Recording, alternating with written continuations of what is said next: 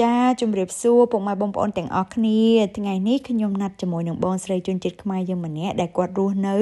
ជិតតំបន់ដែលខ្ញុំរស់នៅដែរចានៅជិតគ្នាមែនតែនហើយយើងណាត់មកកន្លែងតែគុជដើម្បីជួបគាត់និយាយគ្នាលេងអញ្ចឹងណាតែអត់ខ្ញុំអត់បានថតរូបគាត់ទេដោយសារតែយើងគ្រប់ឯកជនភាពរបស់គេហើយ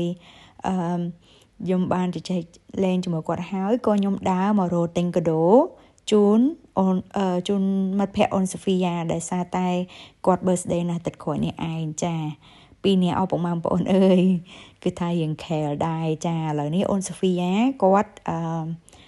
ទិញកាដូទិញអីចឹងរមើចឹងណាថាមួយណាមិត្តភក្តិគាត់ចូលចិត្តអីចឹងណា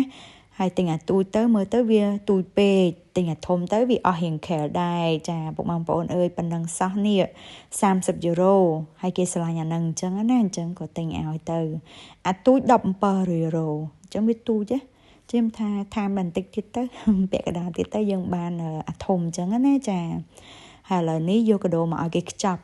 ចាគេខ្ចប់ស្អាតឲ្យយើងអញ្ចឹងពុកម៉ែបងប្អូនចាហើយគឺថា2នាក់ហើយបានអូនសូហ្វីយ៉ាមួយដែរគឺថា74 យូរ៉ូចា74 យូរ៉ូចុច42 សេនគឺថារៀងក្រាស់ដែរចាតែគាត់ថាយើងអត់មានដាក់លុយដាក់អីទេយើងទិញកាដូឲ្យគេហើយគឺហើយអញ្ចឹងណាមានតែកាតមួយទៅគាត់ទៅហើយសប្បាយជុំគ្នាអញ្ចឹងហើយណាមួយម៉ាក់ប៉ាគាត់ហ្នឹងក៏គួរឲ្យស្រឡាញ់ដែរអញ្ចឹងណាចាហើយឥឡូវនេះគឺថាបន្ទាប់ពីទិញកាដូបានហើយអញ្ចឹងខ្ញុំដើរចូលផ្សារទំនើបដើម្បីទិញអវ៉ាន់សម្រាប់អាហារពេលល្ងាចចាទិញបន្លែទិញសាច់អីចឹងណាយកមកដាក់ទូដើម្បីធ្វើអាហារពេលល្ងាចហើយនឹងសម្រាប់ថ្ងៃស្អែកដែរចឹងពុកម៉ែបងប្អូនចាគឺថាអត់មានអីទេចេបចប់ហ្នឹងគឺថាមួយថ្ងៃវោល្ងាចពេញបងប្អូនអើយឥឡូវនេះយើងយកអវ៉ាន់ដាក់ឡានត្រូវជិះទៅផ្ទះវិញអញ្ចឹងណាត្រឡប់ទៅផ្ទះវិញធ្វើអាហារពេលល្ងាចញ៉ាំជុំគ្រួសារហើយសកម្មភាពនេះគឺអត់បានថតប្តីចូលទេដោយសារតែគាត់ត្រូវធ្វើការគាត់ឈឺហើយគាត់សម្រាប់ការងារអញ្ចឹងទៅយើងអាចថតគាត់ចូលបានទេចង់ថតដែរនឹងសុខចិត្តកាត់ចោលចាដោយសារតែប្តីគាត់អត់ស្រួលខ្លួនហើយគាត់ជូនទៅផ្សារទៅអីយកប្រពន្ធយកអីចឹងអត់ចង់ឲ្យដើរមកឬក៏ជិះត្រាំមកចឹងគាត់ឆ្លៀតទៅយកហើយឥឡូវនេះអូនសូហ្វីយ៉ាមកដល់ផ្ទះគេបានកាដូគេហើយគឺថាគាត់បាន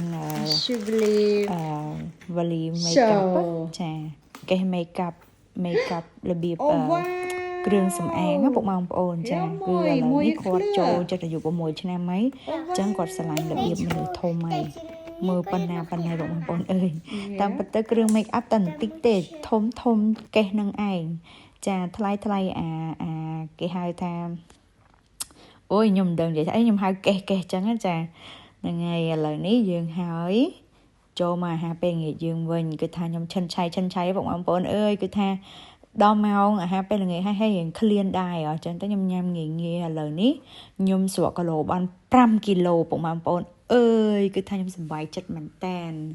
ហើយអញ្ចឹងទៅខ្ញុំស្រកពី67មកនៅ62ចាអញ្ចឹងខ្ញុំស្រកបាន5 គីឡូអញ្ចឹងនិយាយទៅធូរខ្លួនណាហើយក៏មានអារម្មណ៍ថាស្រស់ស្រាយសប្បាយចិត្តដែរចាវីដេអូគឺមានតែប៉ុណ្្នឹងទេអរគុណច្រើនជម្រាបលាជួបគ្នានៅវីដេអូក្រោយ